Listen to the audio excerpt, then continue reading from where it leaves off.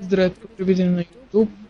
Аз съм Доминатор и това е кандидатурата за Пъмпраф. И тук до мен е Капитан Килър. Какво става? Да. Днес ще ви И нека да покажем. започваме.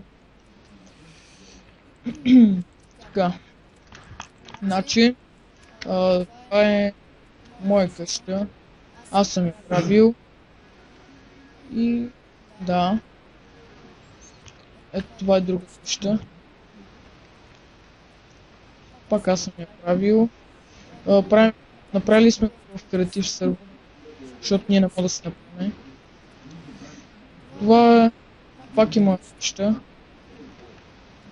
Този път е доста голяма. Да, и мога да влезна и през прозореца даже. Той не мога да влезе в прозореца. Това е Влезна. къща на Капитан Килър. Значи, тук се влиза и той е забравя да включи торчове.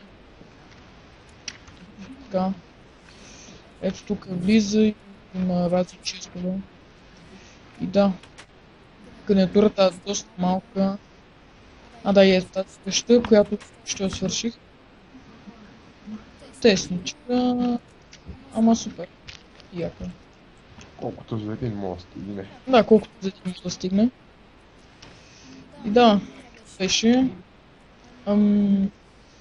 То кандидатурата доста правихме, особено аз в тази къща. Така. А той докато се сети какво да построи, вика замък ли да построя, басейн ли да направя. И накрая му казах някакви къщи. И той тук направи някаква. И да, от това беше кандидатурата. Надявам се да ви хареса и чао!